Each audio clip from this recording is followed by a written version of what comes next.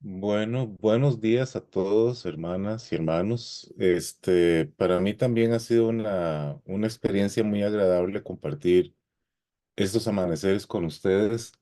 Eh, Cuando comenzamos la reunión está oscuro, cuando terminamos la reunión está claro. Es una experiencia muy agradable y yo los felicito a ustedes por mantener esta costumbre tan sana y tan agradable. Hoy quiero invitarlos a que hagamos la reflexión de hoy en un relato que nos cuenta Lucas en el capítulo 19 de su Evangelio. Lucas 19, permítanme leerles el texto primero. Lucas 19 del 1 en adelante. Jesús llegó a Jericó y comenzó a cruzar la ciudad. Resulta que había allí un hombre llamado Zaqueo, jefe de los publicanos, de los recaudadores de impuestos, que era rico. Estaba tratando de ver quién era Jesús, pero la multitud se lo impedía, pues era de baja estatura. Por eso se adelantó corriendo y se subió a un árbol sicómoro para poder verlo, ya que Jesús iba a pasar por allí. Llegando al lugar, Jesús miró hacia arriba y le dijo, Zaqueo, baja enseguida, tengo que quedarme hoy en tu casa. Así que se apresuró a bajar y muy contento recibió a Jesús en su casa. Al ver esto, todos comenzaron a murmurar, ha ido a hospedarse con un pecador. Pero Zaqueo dijo resueltamente, mira, Señor, ahora mismo voy a dar a los pobres la mitad de mis bienes, y si en algo he defraudado a alguien, le devolveré 4 veces la cantidad que sea. Hoy ha llegado la salvación a esta casa, le dijo Jesús, ya que éste también es hijo de Abraham, porque el Hijo del Hombre vino a buscar y a salvar lo que se había perdido.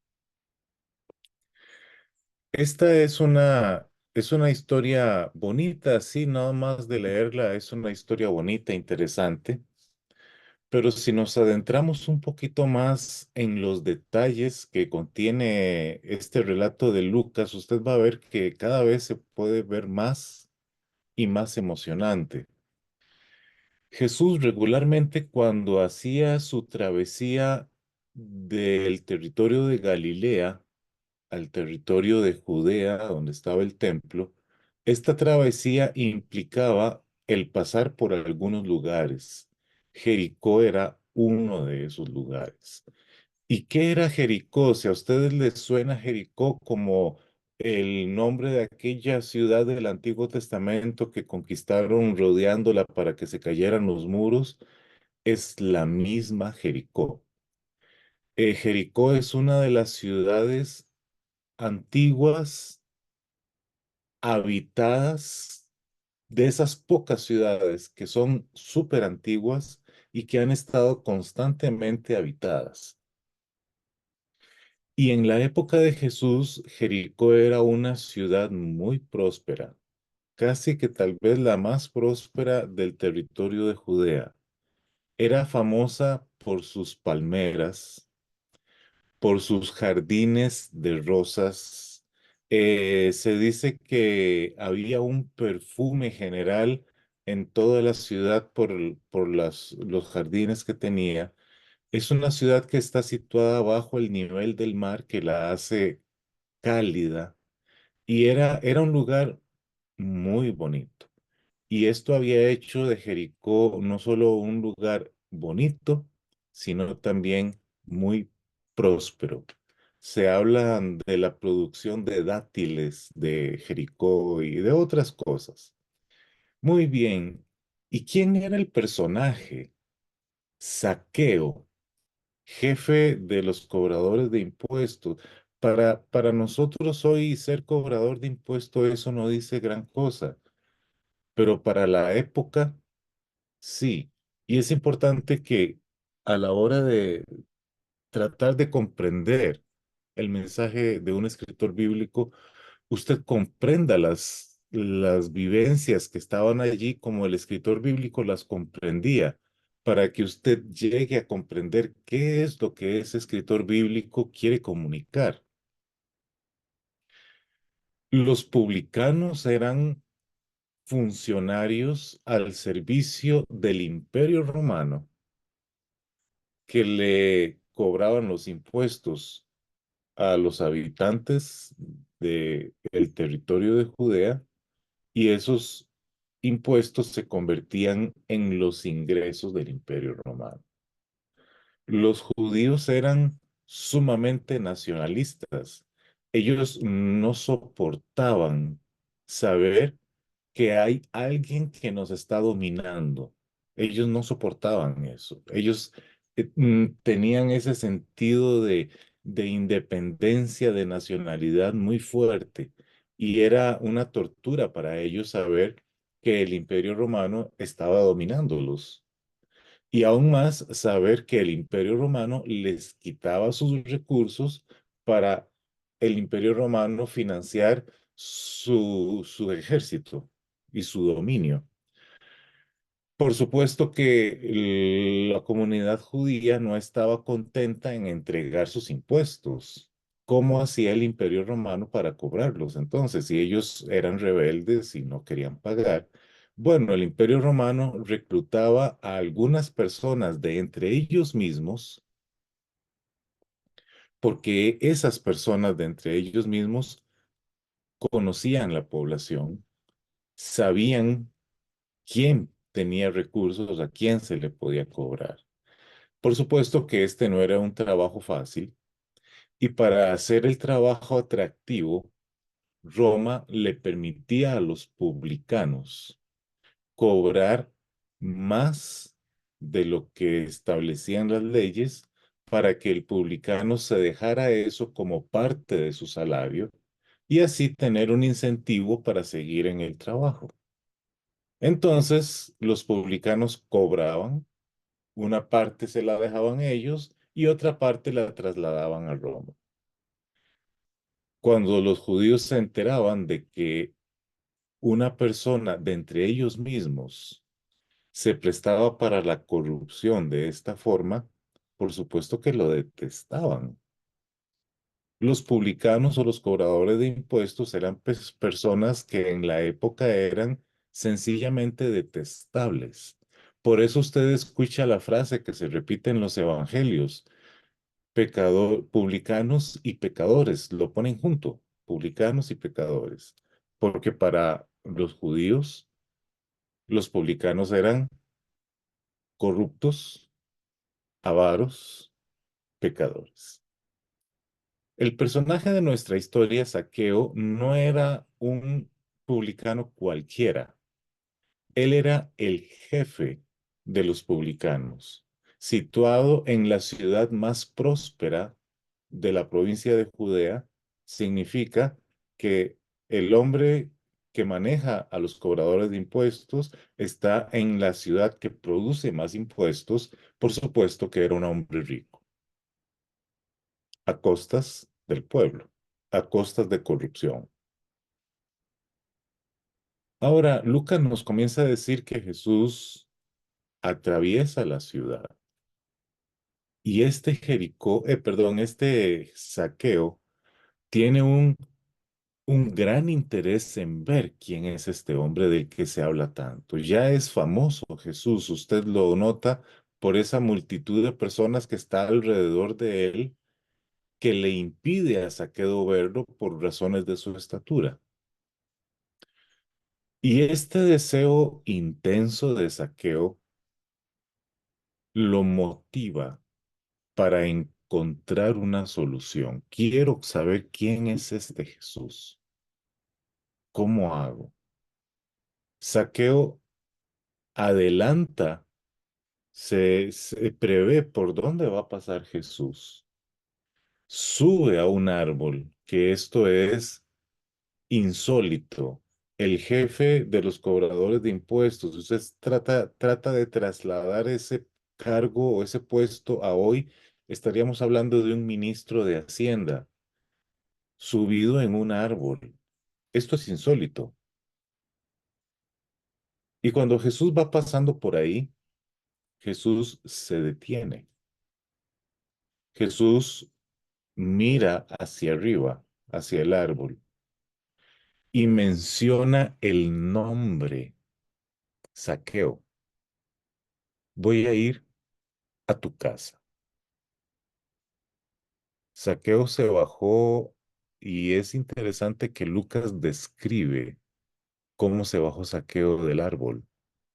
Zaqueo se bajó a prisa, se bajó rápido y recibió a Jesús en su casa contento. Aquí, aquí hay que detenerse. Vea, aquí tenemos una persona que es judía. Este no es un gentil. No, Zaqueo era un judío, era un conocedor. Probablemente había escuchado a Juan el Bautista cuando Juan el Bautista les hablaba a los publicanos sobre el trabajo de ellos y que debían de ser correctos en su trabajo. Probablemente Zaqueo no era alguien que ignoraba, era alguien que sabía quién era Dios, que entendía que lo que hacía no estaba bien. Y por esta razón, cuando las personas escuchan a Jesús decir, voy a la casa tuya, se escandalizan. ¿Cómo éste se va a meter a la casa de un pecador? Viera usted que para un judío entrar a la casa de un gentil significaba una contaminación. Y lo mismo pensaban cuando se entraba a la casa de una persona pecadora. Este es un lugar en donde me voy a contaminar. Ese era el razonamiento de ellos. Usted puede imaginarse cuán duros eran. Sí, exactamente. Pero Jesús deja de lado ese tipo de prejuicios y entra en la casa de Zaqueo. Cuando Jesús está en casa de Zaqueo, ocurre una transformación en la vida de Zaqueo. Y él dice, Señor, la mitad de mis bienes se la voy a dar a los pobres. Esta declaración muchas veces se toma a la ligera, pero es importante que usted comprenda la dimensión de lo que está pasando acá. El problema de Zaqueo, su gran problema, era la avaricia.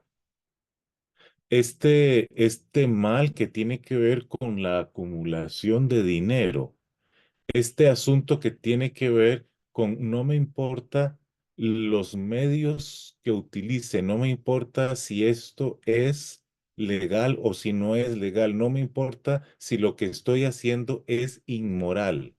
Yo voy a satisfacer mi necesidad de acumular dinero. Eso es la avaricia.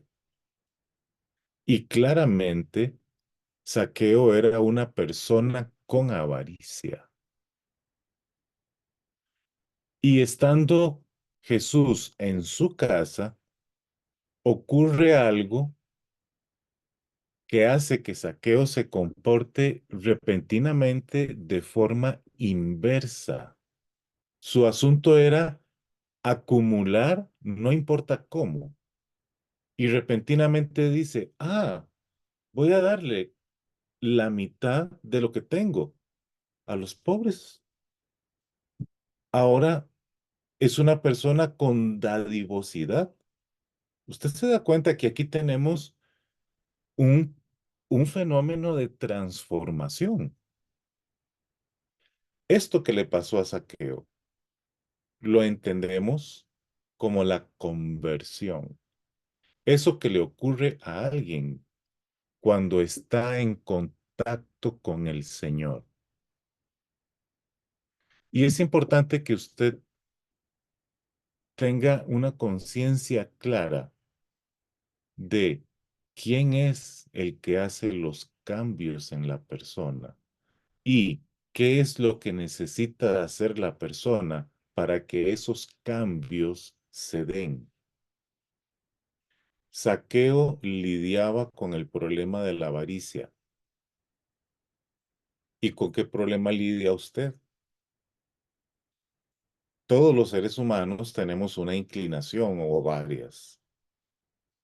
Y muchos de nosotros hemos sufrido y nos hemos acongojado y lloramos y queremos y a pura fuerza de voluntad pretendemos que haya un cambio.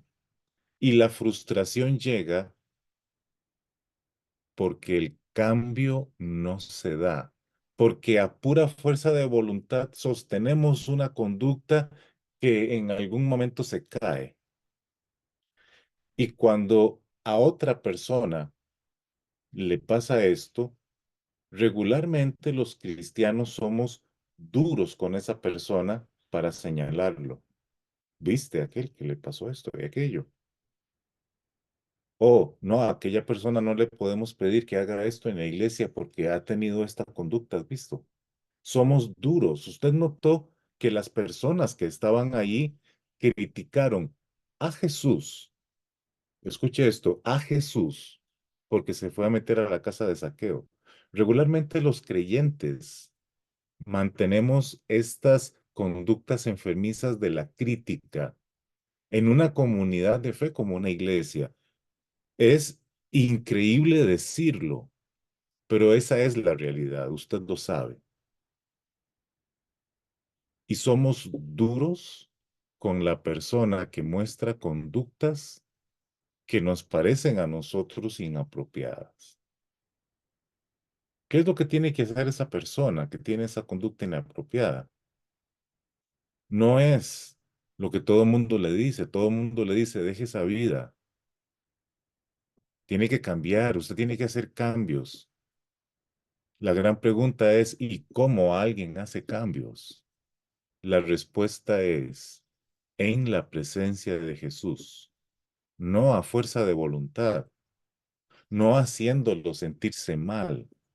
No, es enfrente del Señor Jesucristo que los cambios brotan. Fue la iniciativa de Saqueo. Jesús no tuvo que decirle que mira, qué hombre más sinvergüenza que sos vos. No tuvo que hacer eso. El Señor no avergüenza. El Señor no señala.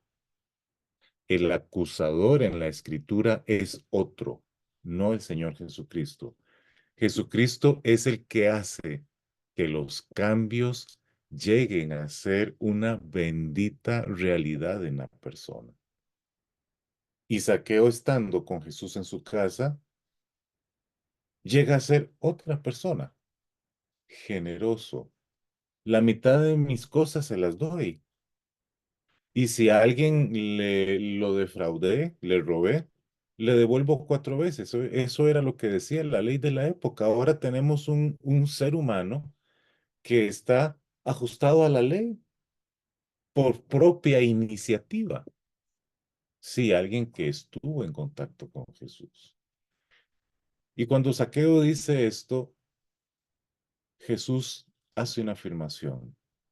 Hoy llegó la salvación a esta casa. Él también es hijo de Abraham, porque yo vine a buscar y a salvar los que estaban perdidos. Vea, cuando Jesús llegó a Jericó, había un mar de personas que querían ver lo que querían escuchar, lo que querían estar con él. Había un corrupto y pecador, cobrador de impuestos ahí entre la gente, que tenía un deseo sincero de saber quién era Jesús. Y Jesús se hospedó con el corrupto. Todos los demás se convirtieron en críticos y la salvación llegó a la casa del corrupto.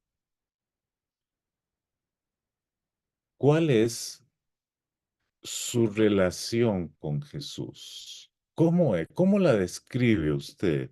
Si usted trae los eventos de Jericó y de Saqueo a su realidad hoy, ¿en dónde está usted? Y quiero que usted se evalúe con honestidad. ¿Usted es de este grupo de personas que tiene esa facilidad para ver los defectos del otro? ¿O usted es esa persona que quiere invitar la presencia del Señor en su vida? No importa cuál es su condición actual, no importa. Lo que importa es lo que la presencia del Señor puede hacer en su vida. Y si usted es esta persona que simplemente quiere conocer, y esta es la palabra importante, conocer quién es el Señor tiene para usted un milagro de transformación. Vea, los que estamos acá reunidos hoy, esta mañana, sentimos cosas, sentimos necesidades. Hay algo que nos mueve a estar en esto. Hay algo que nos mueve a decir, por favor, quiero participar de este espacio de oración. Hay algo que nos mueve. Y usted debe tener claro, las respuestas no están en actos de penitencia. Muchas veces yo comprendo que para un creyente adventista del séptimo día, la palabra penitencia no tiene espacio, ¿no? Nosotros no creemos en la penitencia, pero muchos de nosotros inconscientemente decimos, voy a hacer esto y aquello, y lo pensamos sin darnos cuenta como un acto de penitencia para que Dios me escuche. Dios no necesita esto.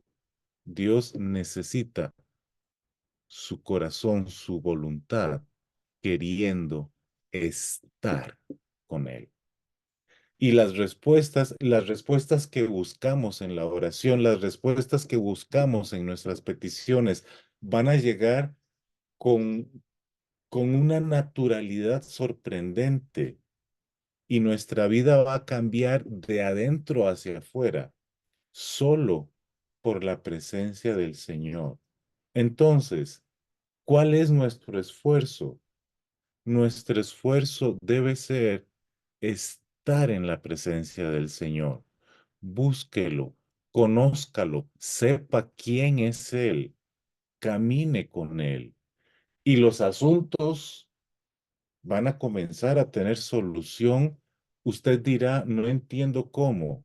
Sí, eso no se entiende, no es algo que se explica, es algo que se vive. Y usted va a notar que usted no es la misma persona. Esa es la maravilla de la presencia del Espíritu Santo en su vida. De manera, mi hermana, mi hermano, que hoy yo te invito, hagamos esfuerzos, porque la presencia del Señor esté con nosotros. Que el Señor te bendiga. Quiero invitarlos a que tengamos una palabra de oración para cerrar este espacio. Gracias le damos, Dios poderoso, porque podemos comprender cuán impactante resulta la presencia tuya en nuestra vida. Queremos dejar de ser las personas críticas, que tenemos esa capacidad extraña de observar las debilidades y flaquezas de nuestros semejantes. Ayúdenos a colocarnos en este lugar donde usted va a pasar. Ayúdenos a poder recibir su presencia en nuestro hogar, en nuestro trabajo, donde estemos, y a recibir esta bendición transformacional. que produce su presencia. Háganos como su voluntad lo desea en nuestras vidas. Gracias por escucharnos esta mañana. En el nombre de Jesús. Amén.